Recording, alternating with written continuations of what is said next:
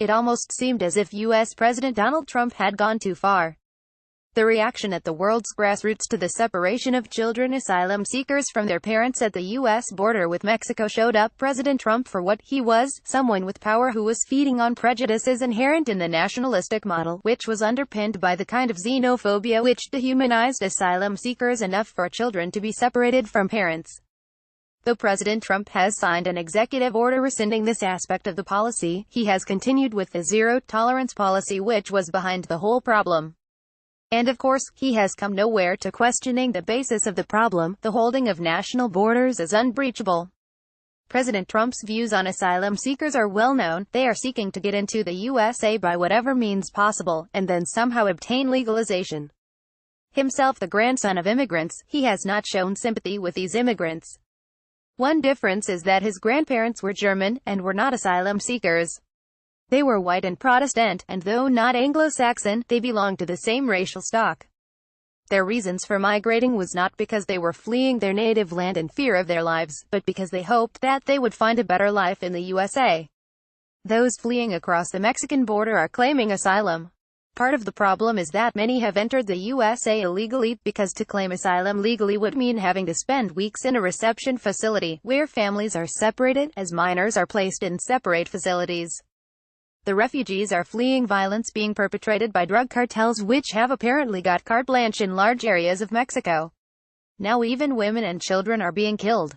It may be true that at least some of those being killed are involved with the cartels. But the USA under Trump has done or said nothing to acknowledge that the cocaine cartels are doing most, if not all, of their business in the USA. Therefore, the asylum seekers problem has been created by the USA. It is the USA's inability to do anything about the massive cocaine users, whether or not they are addicts, which has led to the cartels gaining so much money and the impunity which has led to the killing of 18 candidates for the July 1st elections. It is a tribute to the power of money, rather than a reproach to the abilities of the Mexican police, that these cases are all unsolved. The criminalization of the cartels occurred because they wished to defend themselves against the government and its forces. They have also had to defend themselves against the forces trying to exterminate them, which were government forces with U.S. backing. The USA has tried to cut off supplies by paying the governments of suppliers to go after them, but this has not caused any major dent. It has only made the affected societies more violent, and subject to being abandoned by peaceable citizens. Their thoughts turn to the USA. Not only is it close, but there are already networks of Latino communities within the USA ready to provide help and support. Many Latinos are not only settled in the USA, but are citizens. However, the new arrivals often have problems with law, and it is these people that the new zero-tolerance policy was supposed to target. The idea was that all those who were in the country illegally should be sent back. That in turn caused many of those being sent back to file claims for asylum. President Trump, during his 2016 election campaign, castigated Mexicans as criminals. He had promised to build a wall across the USA-Mexico border to keep out illegal immigrants. He thus, probably unconsciously, amalgamated the experiences of two South Asian countries. India has built a wall across the line of control that divides Azad Kashmir from Indian-held Kashmir, and the working boundary between IHK and Pakistan, formerly the boundary between the old Kashmir state and British India. Pakistan would like to build a wall on the Pak-Afghan border. It has also dealt with the issue of a huge refugee problem, and while it allowed the refugees into Pakistan, it has never separated minors from families, not so much out of the goodness of its heart as because the thought never occurred to it. However, it experienced a drug problem, that of heroin. Heroin was intended primarily for the U.S. market, and the smuggling was basically in that direction. However, the drug cartels may have done a lot of damage, and may have suborned state agencies, but they never really caused a flood of refugees as the South American cocaine cartels are doing. It should be noted that Mexico is not the only source of those clamoring to get into the USA. Other Central American countries, like San Salvador, Guatemala and Honduras, are also producing asylum seekers. No less than 90% of the cocaine getting into the USA passes through these countries. At first glance, there seems no reason why the South Americans should not be welcomed to the USA. However, the USA has long had a problem finding workers in agriculture. A large number of Mexicans fill in that gap. However, such immigrants are disruptive in a number of ways. First of all, they are mostly Catholic, which makes them something of a problem in a country which was not just predominantly Protestant, but also evangelical. Then they are Hispanic and proud of it.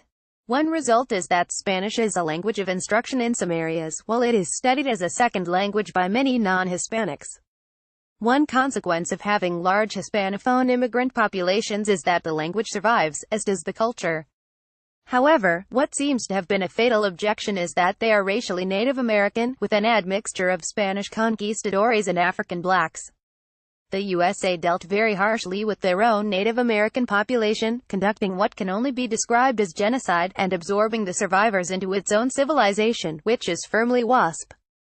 The racism of Trump's distaste for Hispanics might have been deniable if it had not been for his incendiary exclusion of Muslims from the USA by exploiting Islamophobic rhetoric. While the Arab Muslims were detested by Zionists and Israel supporters of which Trump is enamored, and while the South Asian Muslims are disliked, especially if Pakistani, by India, which Trump favors. If Israel and India are united by large Muslim populations mistrusted and disliked by their governments, the USA seems set fair under Trump to join them. Both Arabs and South Asians are brown and black-haired, not white and blonde. Trump has also said of protesting white supremacists that they include a lot of good people. He seems to be getting away among Zionists with this association with crypto-Nazis because he is such a friend of Israel that he has shifted the U.S. Embassy to Jerusalem, but his presidency has coincided with a rise in racism of a more familiar kind, against Afro-Americans. The racism underlying his no-tolerance policy can be seen if the refugees had been Norwegians, or any other Nordic group. Families would probably not be broken up. The USA had always been built on its immigrants. However, now that the pools of the right kind has dried up, the USA has long been converting its limits, which merely demarcate the beginnings and endings of a state's territory, into limites, into which barbarians are not to be let in, and which must be policed, even fenced. The writer is a veteran journalist and founding member as well as executive editor of The Nation.